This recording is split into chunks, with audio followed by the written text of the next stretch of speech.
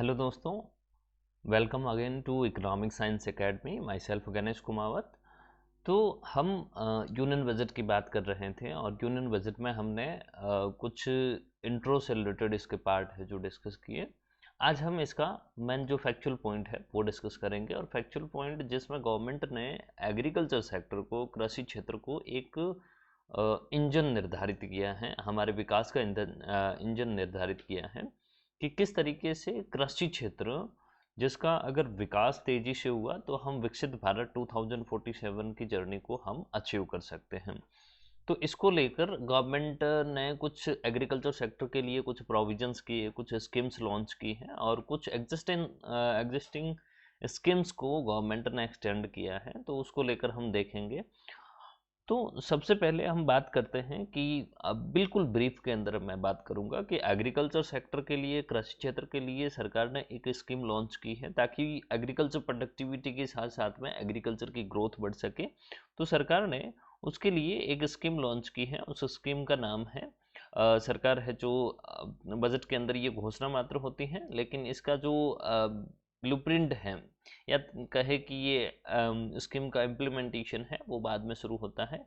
तो prime minister धन धान्य कृषि योजना, जो कि 100 जिलों के अंदर प्रारंभ की जाएगी और लगभग 1.7 करोड़ किसानों को इससे फायदा होगा। इसके अतिरिक्त इसको हम आगे डिटेल में डिस्कस करेंगे, क्योंकि जब आपके क्वेश्चंस पूछे जाते हैं तो सिर्फ आप स्कीम का नाम पूछ लिया, लेकिन जब बार बार इन क्वेश्चंस को एग्जाम्स के, अलग अलग एग्जाम्स के अंदर पूछा जाता है, तो हर एग्जाम के अंदर सिर्फ स्कीम का नाम नहीं पूछा जाता है, उसके अलावा भी स्कीम में कुछ पूछी जाती हैं जिसमें उसके ऑब्जेक्टिव्स हो सकते हैं, उसका कवरेज हो सकता है, उसकी फंडिंग हो सकती है। तो बहुत सारे क्वेश्चंस हैं जो बनते हैं, तो हम वन बाय वन इसको डिस्कस करेंगे। और दूसरा है कि जो किसान क्रेडिट कार्ड स्कीम पहले से चल रही है, उस किसान क्रेडिट कार्ड स्कीम को स्कीम के अंदर है जो लगभग जो क्रेडिट लिमिट है, उस क्रेडिट लिमिट को गवर्नमेंट ने एक्सटेंड किया है। तो यहाँ पर भी शॉर्ट टर्म लोन है, लोन फैसिलिटीज़ है जो 7.7 करोड़ फार्मर्स के लिए है। और उसके साथ साथ में गवर्नमेंट ने कॉटन प्रोडक्टिविटी के लिए 5 साल के लिए एक मिशन लॉन्च किया है, ताकि सस्टेनेबिलिटी के साथ साथ में कॉटन की प्रोडक्टिविटी बढ़ सके। आगे हम इसको हिंदी में भी देखेंगे। और गवर्नमेंट ने इसके साथ साथ में एक हाई यील्डिंग सीड्स के लिए एक नेशनल मिशन भी लॉन्च किया है सरकार ने, कि जो अधिक उपज देने वाले या अधिक पैदावार देने वाले जो बीज होते हैं, उन बीजों के लिए एक राष्ट्रीय मिशन की घोषणा भी की है, ताकि वो इस तरीके के बीज जो हर तरीके के क्लाइमेट में, हर तरीके की जलवायु के अंदर काम आए, ऐसे बीजों का विकास कर सके और उन बीजों को किसानों तक सप्लाई कर सके। तो इसके लिए गवर्नमेंट ने national mission on high yielding seeds है जो ये भी किया, इसकी भी घोषणा की है। एंड साथ साथ में गवर्नमेंट अनाउंस मखाना बोर्ड इन बिहार। तो गवर्नमेंट है जो मखाना की प्रोडक्टिविटी, उसका प्रोडक्शन, उसका प्रोसेसन और वैल्यू एडिशन एंड मार्केटिंग के लिए सरकार ने एक मखाना बोर्ड की घोषणा की है, जो बिहार के अंदर स्थापित किया जाएगा, क्योंकि बिहार में मखाना की कृषि होती है। तो ये भी स्पेशली एक बिहार को सौगात मिली है कि वहाँ पर मखाना बोर्ड को, तो ये भी एक तरीके से है जो एक इश्यू है, ये एग्रीकल्चरल इश्यूज़ के अंदर काउंट होता है। इसके ऊपर भी न्यूज़पेपर के अंदर बहुत सारे आर्टिकल्स भी आए थे। तो आप लोगों ने अगर बजट के सेकेंड डे अगर न्यूज़पेपर पढ़ा है तो इसके बारे में आपको पता होगा। तो ये तो बेसिक स्नैपशॉट था। अब हम बात करते हैं कि इस बार एग्रीकल्चर सेक्टर को बजट में कितना पैसा मिला है, मतलब कि बजट एलोकेशन है जो specially agriculture and allied activities के लिए कितना हुआ है। तो आप जैसा कि देख सकते हैं, टोटल जो हमारा एक्सपेंडिचर है around 50 point something lakh crore rupees है, मतलब 50 पॉइंट समथिंग लाख करोड़ रुपये है, जो इतना हमारा टोटल एक्सपेंडिचर होगा, टोटल बजट का एक्सपेंडिचर होगा। और उसमें से लगभग 3.38%, मतलब कि 3.38% पैसा है जो किसको मिला है, वो कृषि क्षेत्र को मिला है। तो हम थोड़ा सा पिछले बजट से इसको कंपेयर करके देखें कि पिछले बजट की तुलना में ये एक्सपेंडिचर बढ़ा है या फिर घटा है। तो पिछले बजट में अगर आप देखेंगे 2024-25 के अंदर, तो 3.15% है जो टोटल बजट आउटले का, पिछली बार भी दिया गया था। उसके रिवाइज्ड एस्टिमेट आए तो लगभग ये इसी रेंज के अंदर ये यहीं पर रह रहा है। तो डेफिनेटली सरकार है जो टोटल हमारे बजट आउटले का लगभग 3.38% तक गवर्नमेंट खर्च कर रही है। इससे पहले भी आप जो रियल एस्टिमेट्स देखेंगे तो वो भी आपको कहीं ना कहीं 3% के नियर बाई ही मिलेगा। तो सरकार टोटल एक्सपेंस का 3%, तो इसमें कोई ज़्यादा इंक्रीमेंट या फिर डिक्रीज करे जैसी कोई बात नहीं है। तो सरकार ने इसका एक्सपेंडिचर लगभग कांस्टेंट रखा है, ठीक है। तो स्लाइट इम्प्रूवमेंट हो सकता है, लेकिन बहुत ज़्यादा है जो ये नहीं है। तो इसके अतिरिक्त सरकार ने दालों के उत्पादन के लिए, मतलब जो पल्सेस का प्रोडक्शन होता है, उस पर पल्सेस के प्रोडक्शन में आत्मनिर्भरता प्राप्त करने के लिए भी सरकार ने है जो एक 6 साल का मिशन लॉन्च करने की घोषणा की है, जो स्पेशली 3 तरीके की पल्सेस पर फोकस करेगा। जो आपकी तुअर हैं, उड़द हैं, मसूर हैं, इन पर फोकस करेगा। तो इसके रिगार्डिंग ये सारी चीज़ें हैं वो हम लास्ट स्लाइड्स के अंदर डिस्कस करेंगे। और दूसरा, जो हमारी इंडियन पोस्ट ऑफिस है, मतलब हमारा जो डाक विभाग है, उस डाक विभाग को रूरल इकोनॉमी के लिए एक इंफ्रास्ट्रक्चर के तौर पे तैयार किया जाएगा, ताकि वो रूरल इकोनॉमी के अंदर बहुत सारी फैसिलिटीज़ प्रोवाइड कर सके। जैसे एक तो वहाँ की रूरल की कम्युनिटी हब का कोलोकेशन बन जाए, और दूसरा है जो कोई इंस्टीट्यूशनल अकाउंट सर्विसेज है वो थ्रू द इंडिया पोस्ट है जो प्रोवाइड की जाए।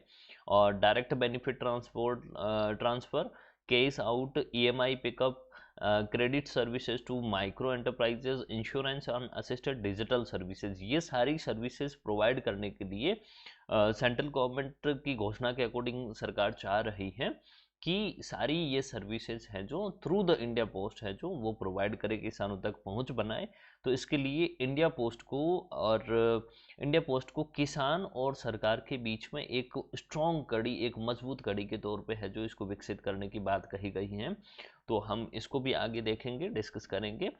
तो सबसे पहले हम बात करते हैं कि सरकार ने जो प्रधानमंत्री धन धान्य कृषि योजना, इसकी जो घोषणा की है, ये पहले की योजनाओं से अलग है या फिर एक जैसी ही है।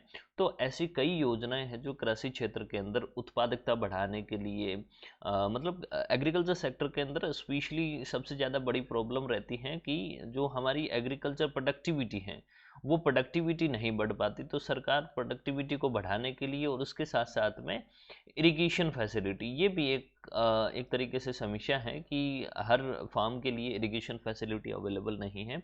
तो इरिगेशन फैसिलिटीज, उसके साथ साथ में स्टोरेज की फैसिलिटी, तो बहुत सारी एग्जिस्टिंग स्कीम्स भी हैं जहाँ पर ये सारे काम हैं जो होते हैं। और प्रोडक्टिविटी को इंक्रीज़ करने के लिए, इरिगेशन फैसिलिटी प्रोवाइड करने के लिए, तो ये सब कुछ काम होते हैं। लेकिन सरकार ने इसको थोड़ा सा रिफॉर्मेटिव करते हुए नए तरीके से इसको लागू किया है। तो यहाँ पर सरकार ने कृषि की उत्पादकता, सिंचाई सुविधा और भंडारण की क्षमता, स्टोरेज कैपेसिटी डेवलप करने के लिए सरकार ने इस योजना को लॉन्च किया है। तो ये किससे प्रभावित हैं, मतलब कि सरकार ने खुद अनाउंस किया कि उन्होंने जो हमारा डिस्ट्रिक्ट एस्पिरेशनल प्रोग्राम जो चल रहा था, एस्पिरेशनल डिस्ट्रिक्ट प्रोग्राम जिसको बोला जाता है, वो प्रोग्राम से प्रभावित होकर सरकार ने इस योजना को लॉन्च किया है। सरकार चाह रही थी कि इसी योजना के थ्रू है जो ये एस्पिरेशनल डिस्ट्रिक्ट प्रोग्राम जो पहले चल रही थी, आपने कई बार इसकी रिपोर्ट्स वगैरह पढ़ी होगी, कई बार कॉम्पिटिटिव एग्जाम्स के अंदर डिस्ट्रिक्ट के, स्टेट्स के नाम पूछे जाते थे। मतलब पर्टिकुलर कौन सा डिस्ट्रिक्ट है जो उसकी परफॉर्मेंस कैसी है और वो कौन से स्टेट के अंदर है, तो कई कॉम्पिटिटिव एग्जाम के अंदर ऐसे क्वेश्चन पूछे गए थे। तो इसको लेकर, इसकी सक्सेस को लेकर गवर्नमेंट ने प्रधानमंत्री धन धान्य कृषि योजना को लॉन्च किया। और इसका मुख्य उद्देश्य ये है कि जो डेवलपिंग एग्रीकल्चरल डिस्ट्रिक्ट हैं, उन डिस्ट्रिक्ट को सेलेक्ट करना और उसको डेवलप करना, मतलब एग्रीकल्चर पॉइंट ऑफ व्यू से, कृषि के संदर्भ में उसको विकसित करना है। तो यहाँ पर ये सारे राज्यों के साथ के सारे राज्यों की पार्टनरशिप के साथ में सभी राज्यों की हिस्सेदारी के साथ में इसको लागू किया जाएगा, साझेदारी के साथ में इसको लागू किया जाएगा, सभी राज्य शामिल किए जाएंगे। लेकिन उसमें सबसे पहले है जो 1900 जिलों को शामिल किया जाएगा जिनकी उत्पादकता कम है, मतलब कि प्रति हेक्टर जो प्रोडक्टिविटी है वो कम हो, पर हेक्टर प्रोडक्टिविटी कम हो, मतलब कि एक हेक्टर कम फसल का उत्पादन करे, ऐसे जिलों को चुना जाएगा, ऐसी ज़मीन वाले जिलों को चुना जाएगा। और उसके साथ साथ में जो क्रॉप इंटेंसिटी है वो क्रॉप इंटेंसिटी भी बहुत ज़्यादा हाई भी नहीं हो, बहुत ज़्यादा लो भी नहीं हो, मॉडरेट लेवल की जो क्रॉप इंटेंसिटी है ऐसे जिलों को। और बिलो एवरेज क्रेडिट पैरामीटर्स, मतलब जहाँ पर क्रेडिट फैसिलिटी है जो एज एग्रीकल्चर इनपुट अगर हम कंसिडर करें तो फार्मर्स को जो क्रेडिट फैसिलिटी है ये भी एक प्रॉब्लम के तौर पे इसको देखा जाता है। तो क्रेडिट पैरामीटर को भी ध्यान में रखकर क्रेडिट फैसिलिटी प्रोवाइड करें, इसके लिए भी गवर्नमेंट ध्यान दे रही है। तो लगभग 100 जिलों को इसमें शामिल किया जाएगा इस योजना के अंदर।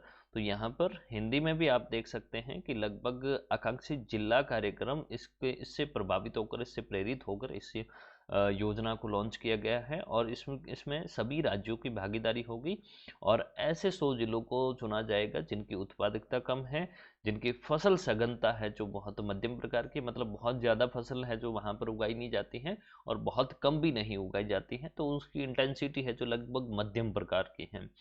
और जो ऋण मापदंड है वो औसत से भी कम हो, ऐसे जिलों को वहाँ पर सेलेक्ट किया जाएगा और वहाँ पर ये पीएम धन धान्य कृषि योजना को लागू किया जाएगा।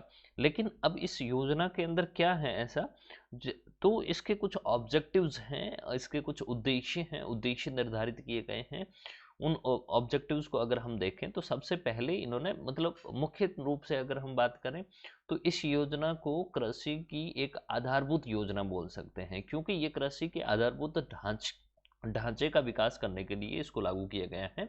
तो सबसे पहले एग्रीकल्चर प्रोडक्टिविटी को एनहांस करना, मतलब कि जो पर हेक्टर प्रोडक्शन है, पर हेक्टर जो प्रोडक्शन है उस प्रोडक्शन को रेज करने के लिए ये स्कीम है जो उन जिलों के अंदर फोकस करेगी जो इसके कवरेज में आएगा।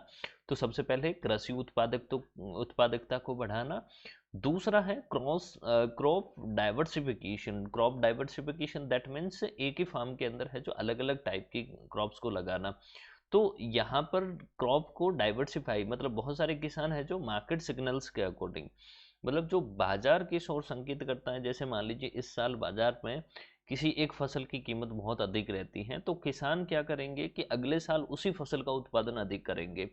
तो इससे डाइवर्सिफिकेशन है जो संकुचित होता जाता है, मतलब हर तरीके का किसान है जो उसी फसल का उत्पादन करेगा तो फसलों में विविधीकरण नहीं होगा। तो सरकार फसलों में विविधीकरण चाहती है और ताकि हर प्रकार के फसल का उत्पादन हो और उसकी बाजार के अंदर पूर्ति हो।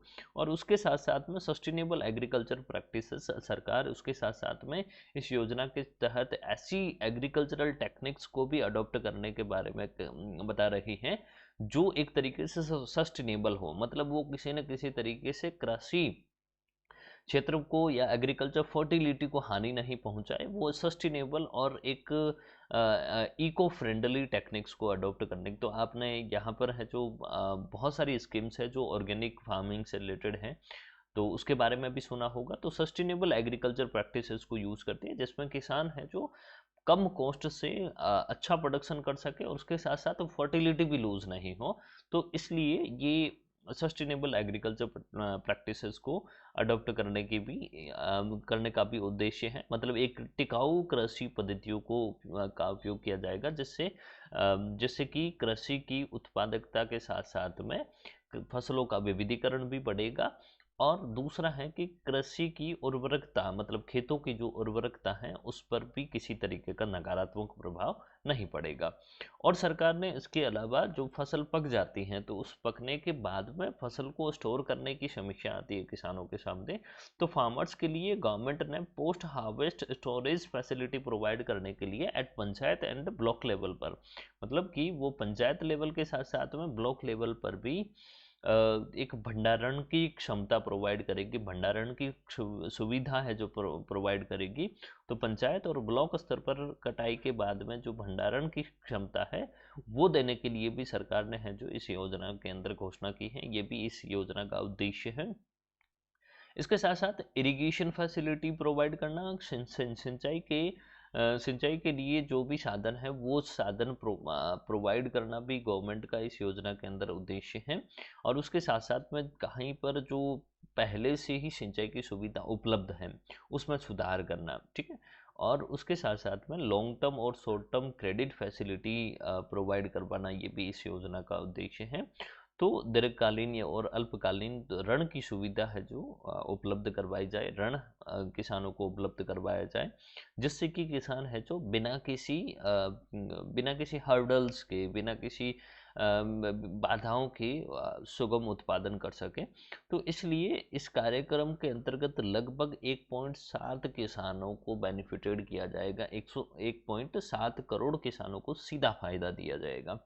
तो ये एकमात्र सरकार की घोषणाएं हैं, इस पर अभी काम होना बाकी है। तो सरकार ने इस प्रकार की घोषणा करके पीएम धन धान्य योजना है इसको लॉन्च किया, एग्रीकल्चर के अंदर लॉन्च किया है। तो इसके उद्देश्य आप लोगों ने देखे, और ये उद्देश्य कहीं ना कहीं आपको इससे पहले की स्कीम्स में भी नजर आएंगे। मतलब जो एग्जिस्टिंग स्कीम्स है जो पहले से चल रही है उसमें भी आप देख सकते हैं। तो वापस है जो सरकार है जो एक संसाधनों को एग्रीकल्चर क्षेत्र के अंदर ट्रांसफर करने के लिए नई नई स्कीम्स लेकर आती हैं। नेक्स्ट है दूसरा, सरकार ने इस बार बजट के अंदर है जो ऐसा बताया कि रूरल प्रॉस्पेरिटी और रेजिलियंस पर बहुत ज़्यादा फोकस किया है, ताकि एक तो क्योंकि गांवों की सबसे बड़ी समस्या ये है कि वहाँ पर पर्याप्त रोजगार नहीं है और रोजगार के साधन नहीं हैं। तो वो नहीं होने की वजह से लोग क्या है कि गांवों से शहरों की ओर माइग्रेट करते हैं, वहाँ से है जो चलकर प्रवास हो जाते हैं, शहरों की तरफ पलायन हो जाता है। तो सरकार ने इस पलायन को रोकने के लिए और उसके साथ साथ गांवों के अंदर ही रोजगार की व्यवस्था करने के लिए प्रोग्राम के अंदर, इस बजट के अंदर है जो एक प्रोग्राम की घोषणा की है जिसको building rural prosperity and resilience का मतलब इसके लिए तो सरकार ने यहाँ पर एम्प्लॉयमेंट अपॉर्चुनिटीज़ प्रोवाइड करने के लिए, अब एम्प्लॉयमेंट अपॉर्चुनिटीज़ कैसे प्रोवाइड करेगी, तो इसके लिए सरकार स्किलिंग फैसिलिटी प्रोवाइड करेगी। मतलब वहाँ के जो बेरोजगार युवा हैं, बेरोजगार लोग हैं, उनको कौशल प्रोवाइड किया जाएगा, उनको स्किल प्रोवाइड की जाएगी। सरकार के द्वारा वहाँ पर इन्वेस्टमेंट किया जाएगा और प्राइवेट सेक्टर को भी वहाँ पर इन्वेस्ट करने के लिए मोटिवेट किया जाएगा, इनक्रेज किया जाएगा। और उसके साथ साथ में ग्रामीण क्षेत्रों के अंदर, रूरल इकोनॉमी के अंदर टेक्नोलॉजी को अडॉप्ट करने पर भी ज़्यादा जोर दिया जाएगा। तो ये एक तरीके से सरकार का उद्देश्य है कि रूरल प्रॉस्पेरिटी को हम कैसे बढ़ा सकते हैं। तो उसके लिए आपको गांवों के अंदर एक तो रोजगार प्रदान करना होगा, और रोजगार के साथ साथ में वहाँ पर इन्वेस्टमेंट और टेक्नोलॉजी, ये दोनों चीज़ें बहुत ज़रूरी हैं रूरल इकोनॉमी के अंदर। क्योंकि टेक्नोलॉजी अडोप्शन से एक तो उत्पादन बढ़ता है, दूसरा वहाँ पर रोजगार बढ़ता है, और तीसरा वहाँ पर है जो चीज़ों का आधुनिकीकरण होता है, मतलब मॉडर्नाइजेशन होता है। तो इससे कहीं न कहीं हम शहरों और गाँव के बीच में जो एक गैप होता है, एक अंतराल होता है, वो कम हो जाता है। तो इसके लिए सरकार है जो किस पर फोकस करेगी, सरकार की घोषणा है कि वो ग्रामीण क्षेत्रों के अंदर रहने वाली महिलाओं पर, यंग फार्मर्स हैं, रूरल यूथ हैं, marginal and small farmers and landless जो फैमिलीज़ हैं, उनके ऊपर सरकार का फोकस है। तो सरकार स्पेशली ग्रामीण क्षेत्र के अंदर ग्रामीण समृद्धि बढ़ाने के लिए सरकार इन लोगों पर फोकस करेगी, और इनको कौशल प्रोवाइड करके, कौशल प्रदान करके, और ग्रामीण क्षेत्रों के अंदर निवेश करके और वहाँ की टेक्नोलॉजी को डेवलप करके सरकार ज़्यादा से ज़्यादा लोगों को रोजगार प्रदान करने की कोशिश करेगी। तो ऐसी घोषणा है, ठीक है।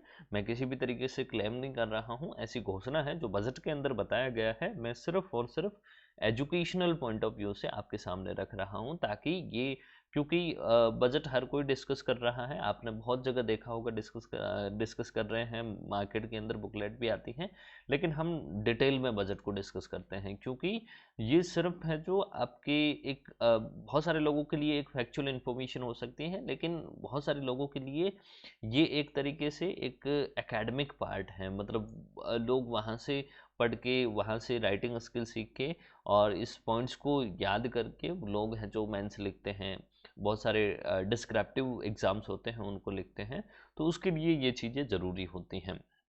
वेल, तो ये जो रूरल प्रॉस्पेरिटी और रेजिलियंस के लिए गवर्नमेंट ने बना, रेजिलियंस एंड प्रॉस्पेरिटी को बनाना चाह रही है, इसका निर्माण करना चाह रही है, तो इसके अंदर सरकार है जो स्पेशली किस पर फोकस करेगी, क्योंकि फोकस ग्रुप तो हमने देख लिया कि वुमेन्स हैं, यंग हैं, स्मॉल एंड मार्जिनल फार्मर्स हैं, तो सरकार ने इस प्रोग्राम के तहत किस पर फोकस किया है वो हम देखते हैं। तो सरकार सबसे पहले कि जो रूरल एरियाज़ है, वहाँ रूरल एरियाज़ के अंदर एक तो फाइनेंशियल इंडिपेंडेंस हो, और दूसरा वहाँ पर एम्प्लॉयमेंट के फैसिलिटीज़ हो, मतलब एम्प्लॉयमेंट के अपॉर्चुनिटीज़ हो, और उसके साथ साथ में एंटरप्राइज डेवलपमेंट। इसके लिए मतलब ये रूरल वुमेन्स है, उसके लिए ये चीज़ें है जो वहाँ पर डेवलप की जाए, ताकि रूरल वुमेन्स है जो ज़्यादा माइग्रेट ना हो, और उसके साथ साथ में वो बहुत सारे मतलब बहुत सारी वुमेन्स है जो कृषि क्षेत्र से जुड़ी हुई हैं, ग्रामीण क्षेत्रों के अंदर कृषि क्षेत्र से जुड़ी हुई हैं, तो वो अपने कृषि क्षेत्र के साथ साथ में है जो अपने उद्यम का विकास कर सके, और उद्यम का विकास करने के साथ साथ में दूसरी महिलाओं को रोजगार की अवसर प्रदान कर सके, एम्प्लॉयमेंट अपॉर्चुनिटीज जनरेट कर सके, और उसके साथ साथ वो फाइनेंशियली भी इंडिपेंडेंट हो। इसके लिए इस पर ध्यान दिया जाएगा प्रोग्राम के अंतर्गत। दूसरा है कि जो new employment and business for young farmers and rural youth, तो गवर्नमेंट का दूसरा फोकस पॉइंट ये है कि वो गांवों के अंदर, मतलब कि गांवों के अंदर रहने वाले जो ग्रामीण युवा हैं, उनके लिए नई एम्प्लॉयमेंट अपॉर्चुनिटीज़ को करने की जो स्पीड है उसको एक्सीलरेट करने की बात कर रही हैं, कि बहुत तेज़ी से रोज़गार का सृजन हो, और उसके साथ साथ में उनके लिए एक तरीके से बिजनेस आइडिया कैसे बन सकता है कि जो यंग फार्मर्स हैं उसको रूरल एरियाज़ के अंदर ही एक बिजनेस स्ट्रेटजी अडॉप्ट करके और अपना कैसे सेल्फ एम्प्लॉयमेंट कर सकता है, उसकी रिगार्डिंग भी सरकार है जो फोकस कर रही है। तो युवा किसानों और ग्रामीण युवाओं के लिए नए रोजगार और नए व्यवसायों के सर्जन में तेजी लाना, ताकि वो माइग्रेशन रोक सकें, और ग्रामीण क्षेत्रों के अंदर लोगों का मतलब ग्रामीण क्षेत्रों के अंदर ही लोग हैं जो वहाँ पर रोजगार के अवसर तलाश कर सके। देन उसके बाद में nurturing and modernising agriculture for productivity improvement and warehousing, specially for marginal small farmers. तो ये भी कहीं ना कहीं पॉइंट है जो जो प्रधानमंत्री धन धान्य योजना है उससे संबंधित ही है, और उसका जो उद्देश्य है लगभग वही है। फिर भी यहाँ पर जो हम कहें कि जो प्रोडक्टिविटी इम्प्रूवमेंट है, प्रोडक्टिविटी इम्प्रूवमेंट के लिए एग्रीकल्चर को मॉडर्नाइज करने की ज़रूरत है, और नए नए इम्प्लीमेंट्स अडॉप्ट करने की ज़रूरत है। मतलब कि जो न्यू टेक्नोलॉजी है वो न्यू टेक्नोलॉजी अडॉप्ट की जाए, और उसके थ्रू न्यू टेक्नोलॉजी अडॉप्ट करके हम प्रोडक्शन और प्रोडक्टिविटी दोनों को इंक्रीज कर सकते हैं, और स्पेशली जो मार्जिनल और स्मॉल फार्मर्स हैं वो इस चीज़ को ज़्यादा अडॉप्ट करें। और इसके साथ साथ में diversifying opportunities for landless families.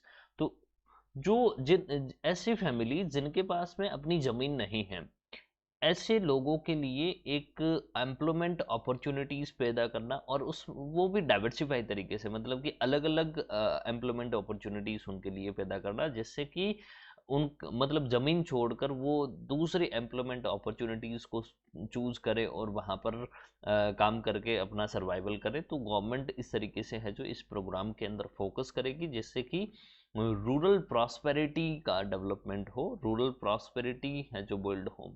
ठीक है। नेक्स्ट है अब इस सरकार है जो रूरल प्रॉस्पेरिटी पर फोकस कर रही है, लेकिन उसके लिए फंड कहाँ से आएगा? क्योंकि रूरल प्रॉस्पेरिटी के लिए वहाँ पर स्ट्रॉन्ग इंफ्रास्ट्रक्चर होना चाहिए, मजबूत आधारभूत संरचना होनी चाहिए। स्ट्रॉन्ग इंफ्रास्ट्रक्चर नहीं होगा तब तक वहाँ किसी भी तरीके से हम एकदम से रूरल प्रॉस्पेरिटी को एक्सीलरेट नहीं कर सकते हैं। उसके लिए आपको फाइनेंशियल नीड होगी, और फाइनेंशियल नीड के लिए गवर्नमेंट ने ऐसा सजेशन दिया है कि वो मल्टीलेटरल जो डेवलपमेंट बैंक्स हैं, बहुपक्षीय विकास बैंक, वहाँ से वो फंड्स को एक्सेस करेगी, वहाँ से वो है जो फंड्स की फैसिलिटीज़ को एक्सेस करेगी। और इसका जो फर्स्ट फेज है, फर्स्ट फेज के अंदर लगभग 100 डेवलपिंग एग्रीकल्चरल डिस्ट्रिक्ट को सिलेक्ट किया जाएगा और उन पर फोकस किया जाएगा। स्पेशली जो फोकस पॉइंट्स है पीछे हमने देखे, उसके अकॉर्डिंग है जो वहाँ पर डेवलपमेंट्स किए जाएंगे। तो ये दूसरी घोषणा थी कृषि क्षेत्र से संबंधित। तीसरी जो मेजर जो अनाउंसमेंट था बजट के अंदर, वो ये कि मिशन फॉर आत्मनिर्भरता इन पल्सेस। जो हमारी दलहनें हैं, मतलब दालें हैं, उन दालों के अंदर हम कैसे आत्मनिर्भरता प्राप्त करें, उसके लिए एक मिशन लॉन्च किया जाएगा। और मिशन है जो स्पेशली 6 साल के लिए होगा। अभी बजट के अंदर है जो इसका टाइम पीरियड कितने ईयर्स के लिए है, 6 ईयर्स तक के लिए है जो ये टाइम पीरियड है। और स्पेशली तो फोकस्ड ऑन तुअर, उड़द एंड मसूर, मतलब कि जो हमारी तुअर दाल है, उड़द है और मसूर दाल, इन पर फोकस किया जाएगा। सरकार इनमें आत्मनिर्भरता बढ़ाना चाहती हैं ताकि हमारा बाहर से इंपोर्ट कम हो। क्योंकि हम पल्सेस जब इंपोर्ट करते हैं, हमारी जो डोमेस्टिक डिमांड है उसको पूरा करने के लिए हम इंपोर्ट करते हैं, तो हमें फॉरेन एक्सचेंज रिजर्व्स हैं, हमारे जो फॉरेक्स हैं वो बाहर हमें पे करना पड़ता है। तो हमारी इन चीज़ों को लेकर दूसरी कंट्रीज़ पर डिपेंडेंसी होती है। तो डिपेंडेंसी को कम तब कर पाएंगे जब हम डोमेस्टिक प्रोडक्शन को इंक्रीज करेंगे, मतलब कि इनका घरेलू उत्पादन अधिक होगा, तो हम बाहर दूसरे देशों से आयात पर निर्भर नहीं होंगे और हम आत्मनिर्भरता प्राप्त करेंगे। तो इसके लिए जो प्रोक्योरिंग सेंट्रल एजेंसीज है, मतलब ऐसी एजेंसी जो दालों को प्रोक्योर करती हैं मार्केट से, मतलब सीधा किसानों से जो खरीदने वाली सरकारी एजेंसियां हैं, केंद्र सरकार की एजेंसियां हैं, जिसमें एक नाफेड है जो नेशनल एग्रीकल्चर कोऑपरेटिव जो मार्केटिंग फेडरेशन है, ये कोऑपरेटिव मार्केटिंग फेडरेशन है। ये फेडरेशन और एनसीसीएफ, ये दोनों 4 साल तक के लिए रिम्यूनरेटिव प्राइसेस, मतलब कि एक लाभदायी कीमतें प्रदान करके ये सेंट्रल एजेंसीज है जो इस मिशन पर फोकस करेगी और प्रिक्योर करने का काम करेगी। तो ये केंद्रीय एजेंसियों, इसको आप नाफेड, और ये आपकी कोऑपरेटिव फेडरेशन है। तो यहाँ पर दोनों फेडरेशन पर फोकस किया गया है कि ये दोनों एजेंसीज है जो इस मिशन को आगे बढ़ाने में और फार्मर्स से जो दालें हैं उनको प्रिक्योर करने में, उनसे दालें खरीदने में है जो ये हेल्प करेगी। नेक्स्ट है कि मिशन है जो कौन कौन सी चीज़ों पर ये जोर देगा, आत्मनिर्भरता वाला जो मिशन है पल्सेस पर। तो इसमें एक तो ये है कि हम कैसे प्रोडक्शन बढ़ा सकते हैं। तो प्रोडक्शन बढ़ाने के लिए ज़रूरी है कि आपके पास में जो सीड्स हैं, मतलब कि इनपुट है ये एक तरीके का, और वो इनपुट है जो आपका क्लाइमेट रेजिलिएंट हो। क्लाइमेट रेजिलिएंट मतलब कि हमारे यहाँ की जो जलवायु है, उस प्रकार की जलवायु को वो अडॉप्ट करके ज़्यादा प्रोडक्शन दे। तो जलवायु के अनुकूल बीजों का विकास करना और उसकी व्यावसायिक उपलब्धता है जो इंश्योर करना, मतलब कि ensure the commercial availability and as well as the development of climate resilient seeds. तो जब हम इन सीड्स का डेवलपमेंट करेंगे और इसको कमर्शियल लेवल पर है जो सप्लाई करेंगे, तब बहुत सारे फार्मर्स है जो इसको अडॉप्ट करेंगे और फार्मर्स इस सीड्स का यूज़ करके उनके लिए जो भी सुटेबल क्लाइमेट है वहाँ पर ये इसको प्लांट किया जाएगा, जिससे कि हम उसका एक्सेस प्रोडक्शन है जो कर सकते हैं। दूसरा है कि इसके साथ साथ में ये है कि जो प्रोटीन नीड्स होती हैं हमारी सोसाइटीज़ की, उस प्रोटीन नीड को फुलफ़िल करने के लिए, उसकी प्रोटीन की मात्रा को बढ़ाने के लिए भी सरकार फोकस कर रही है, ताकि लोग ज़्यादा से ज़्यादा इन पल्सेस को कंज्यूम करें और उनकी जो प्रोटीन डेफिशिएंसी है या फिर प्रोटीन नीड है वो फुलफ़िल हो सके। वेल, इसके साथ साथ में जो पल्सेस की प्रोडक्टिविटी है, फार्म की प्रोडक्टिविटी, वो प्रोडक्टिविटी भी पर हेक्टर प्रोडक्शन इंक्रीज हो, उसके लिए भी गवर्नमेंट इस पर फोकस करेगी।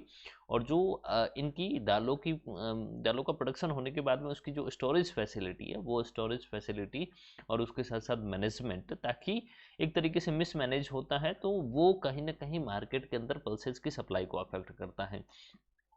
तो गवर्नमेंट जब जो अब ये जो पल्सेस हैं इनकी हार्वेस्टिंग होने के बाद में इसकी स्टोरिंग है, तो वो स्टोरेज कैपेसिटी गवर्नमेंट प्रोवाइड करेगी और उसका प्रॉपर मैनेजमेंट होगा, तो वो मार्केट के अंदर दालों की सप्लाई को अफेक्ट नहीं करेगा और आर्टिफिशियल तरीके से वो मार्केट को अफेक्ट नहीं करेंगे। नहीं तो आपने देखा होगा कि जब मार्केट के अंदर किसी चीज़ की सप्लाई कम होती है, बाजार में किसी चीज़ की कम आपूर्ति होती है, तो उसकी वजह से उसकी कीमतें बहुत ज़्यादा बढ़ जाती हैं। आपने कई वेजिटेबल्स और इन पल्सेस के बारे में सुना होगा। तो इस वजह से सरकार है जो इसको मैनेज करके और फिर उसकी सप्लाई करना चाहती हैं। अदरवाइज मिसमैनेजमेंट की वजह से बहुत सारे जो प्रोड्यूसर्स या फिर जो मिडल मैन होते हैं, वो पल्सेस को स्टोर कर लेते हैं और एक तरीके से उसकी ब्लैक मार्केटिंग स्टार्ट हो जाती है। Assuring remunerative prices to the farmers, तो इसके साथ साथ में ये गवर्नमेंट इस पर भी फोकस करेगी कि जो पल्सेस का प्रोडक्शन करने वाले जो फार्मर्स हैं उनको ज़्यादा प्राइसेस, मतलब कि एक लाभकारी मूल्य है जो सुनिश्चित करे, ताकि वो दालों का उत्पादन करने के लिए प्रोत्साहित हों। ठीक है, तो ये आत्मनिर्भरता, पल्सेस में आत्मनिर्भरता प्राप्त करने के लिए सरकार ने कुछ चीज़ें यहाँ पर गिनाई बजट के अंदर। नेक्स्ट है, बिहार के अंदर एक मखाना बोर्ड की घोषणा की गई है। और मखाना बोर्ड है जो ये बिहार के अंदर लगाया जाएगा। और क्यों लगाया गया है, इसके लिए कि जो वहाँ पर मखाना का उत्पादन होता है, उस मखाना के प्रोडक्शन की मार्केटिंग और उसके साथ साथ में है जो वैल्यू एडिशन में भी थोड़ा सुधार किया जाएगा। और उसकी प्रोसेसिंग और प्रोडक्शन, इन सभी चीज़ों में इम्प्रूवमेंट करने के लिए गवर्नमेंट ने मखाना बोर्ड को सेटअप करने की है घोषणा की है। और जो भी लोग इसके अंदर, इस एक्टिविटीज़ के अंदर, जो भी वहाँ के जो लोग हैं, जो लोकल फार्मर्स हैं जो इस एक्टिविटीज़ के अंदर इंगेज्ड हैं, चाहे वो फार्मर्स हो या फिर किसी प्रोसेसिंग इंडस्ट्री में काम कर रहा है या वैल्यू एडिशन प्लांट्स के अंदर काम कर रहे हैं या फिर कोई मार्केटिंग के अंदर लगा है, जो डायरेक्टली इस एक्टिविटीज़ से इंगेज्ड हैं, will be organised into farmers producers organisation. मतलब जो एफपीओज बनाए जाएंगे, फार्मर्स और प्रोड्यूसर्स का एक ऑर्गेनाइजेशन बनाया जाएगा, ताकि वो किसान और जो उत्पादक संगठन है उन दोनों के बीच में है जो एक सीधा संवाद हो सके। और सीधा संवाद होने से प्रोडक्शन और प्रोसेसिंग और उसके साथ साथ वैल्यू एडिशन और जो प्राइसेस हैं उसमें भी है जो इम्प्रूवमेंट देखने को मिल सकते हैं। तो ऐसा गवर्नमेंट का मानना है। To provide hand holding and training support to the makhana farmers and ensure benefits of all the relevant government schemes। Makhana board के थ्रू गवर्नमेंट ये चाहती है कि जो मखाना के प्रोड्यूसर हैं, मतलब ऑलमोस्ट जो फार्मर्स हैं, उन फार्मर्स को ट्रेनिंग सपोर्ट दिया जाए ताकि वो मखाने का प्रोडक्शन और प्रोडक्टिविटी दोनों बढ़ सके। और उसके साथ साथ में उनको और भी जो प्रासंगिक, एक तरीके से कहें कि जो रिलेवेंट स्कीम्स हैं गवर्नमेंट ने इंट्रोड्यूस कर रखी हैं स्पेशली मखाना फार्मर्स के लिए, उन स्कीम्स के बारे में बताया जाए, उनको ढंग से इम्प्लीमेंट किया जाए ताकि फार्मर्स को इसका बेनिफिट मिल सके। नेक्स्ट है national mission on high yielding seeds. मतलब ये भी एक ज़रूरी पॉइंट है। ज़रूरी इसलिए कि जो हमारी सीड्स है उस सीड्स की भी प्रोडक्टिविटी बढ़ती है, बढ़े, ये इंश्योर करने के लिए तो गवर्नमेंट ने एक नेशनल मिशन लॉन्च किया है और ऐसे सीड्स को डेवलप किया जाए जिसकी यील्डिंग है जो हाई हो, मतलब कि जो सीड्स है वो सीड्स है जो ज़्यादा प्रोडक्शन करें। ठीक है, तो इसके लिए हमें ज़रूरी है कि हमारा जो रिसर्च इकोसिस्टम है जो इन हाई यील्डिंग सीड्स की वैरायटीज़ को डेवलप करता है, ऐसी वैरायटीज़ को डेवलप करने वाला जो रिसर्च इकोसिस्टम है उसको स्ट्रेंथ किया जाए। मतलब इस पर जो अनुसंधान का जो तंत्र है हमारा, उसको मजबूत किया जाए। और उसके साथ साथ में targeted development and propagation of seeds with high yield, paste resistance and climate resilience, जो कह सकते हैं कि जो उच्च उपज देने वाले जो बीज हैं और इनके ऊपर कोई बीमारी नहीं लगे, मतलब इनके ऊपर जो भी सीड्स के साथ साथ में जो मतलब बीमारियां होती हैं, मतलब प्लांट के साथ में बीमारियां होती हैं, उस बीमारियों से कैसे बचा जा सकता है, उसके लिए पेस्टिसाइड्स बनते हैं। तो पेस्ट रेसिस्टेंस और उसके साथ साथ में जलवायु लचीलापन वाले, मतलब कि हमारा जो क्लाइमेट है वो उस क्लाइमेट के अकॉर्डिंग सीड्स का डेवलपमेंट कैसे हो, तो ऐसे बीजों का जो लक्षित विकास और प्रसार करना है, जो इस मिशन का है जो उद्देश्य हम कह सकते हैं। दूसरा है commercial availability of more than 100 seeds varieties release since जुलाई 2024। तो ये नेशनल मिशन है, तो इसका ये भी एक उद्देश्य है कि जुलाई 2024 के बाद में जितने भी 100 से अधिक वैरायटीज है जो बीजों की हमने जारी की हैं, सरकार ने रिसर्च करके जारी की है, तो इन बीजों को एक वेबसाइट, मतलब एक कमर्शियल पर्पज से उसको सेल किया जाए, ताकि फार्मर्स है जो उसको परचेज कर सकें और इसको अपनी एग्रीकल्चरल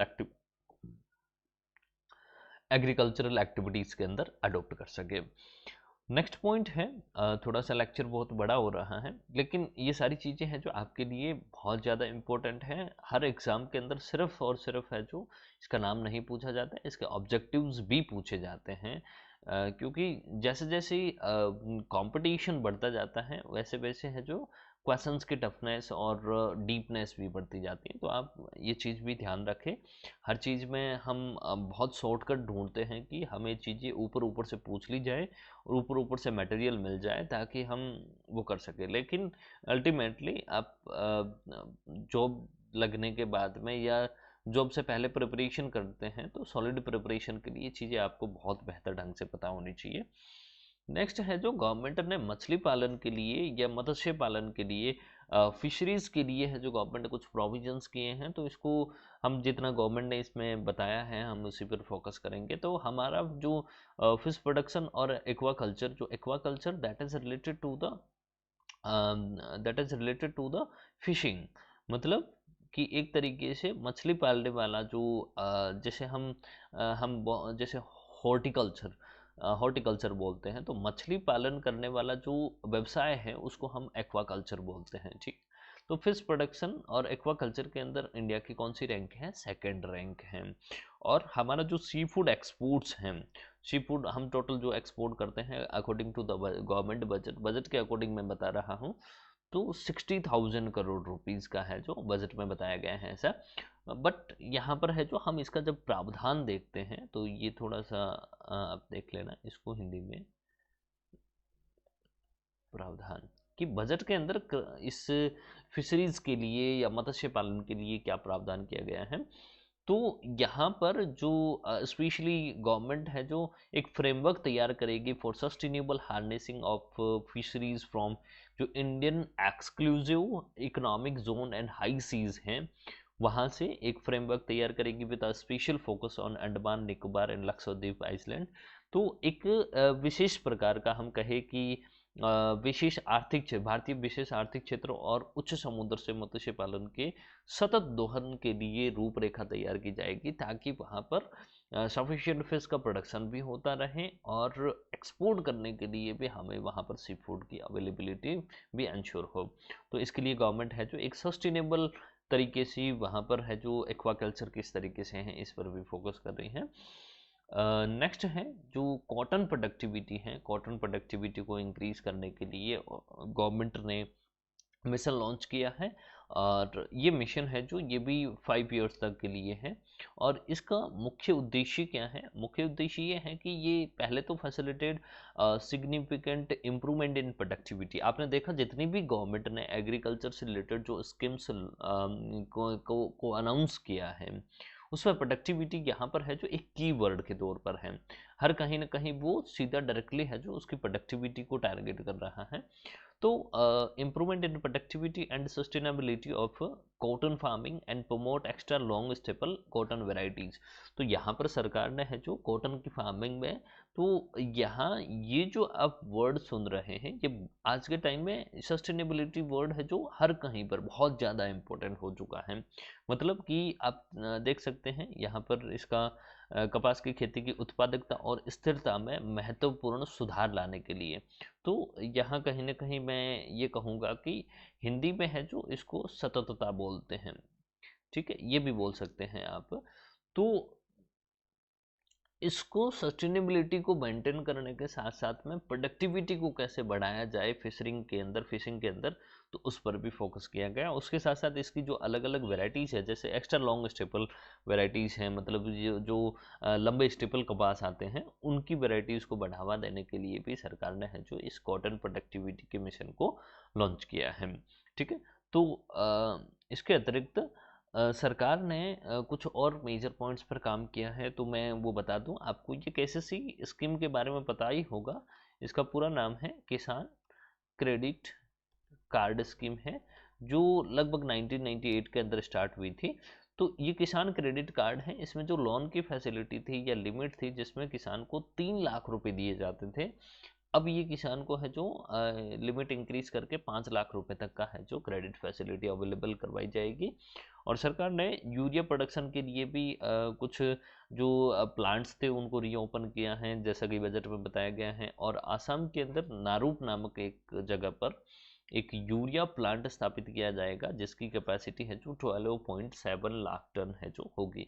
तो असम के नामरूप में 12.7 लाख मीट्रिक टन की क्षमता वाला एक यूरिया का संयंत्र स्थापित किया जाएगा, जिससे कि हम जो बाहर से यूरिया इंपोर्ट करते हैं, क्योंकि हमारी डिपेंडेंसी अभी भी बाहर है, तो हम अपनी यूरिया के अंदर भी आत्मनिर्भरता प्राप्त करने के लिए हमने असम के अंदर नारोक और उसके साथ साथ ईस्टर्न रीजन के अंदर जो हमारा पूर्वी क्षेत्र है, उसमें 3 हमने संयंत्र है जो इसको रीओपन किया है। तो ये भी बजट में ऐसा बताया गया है।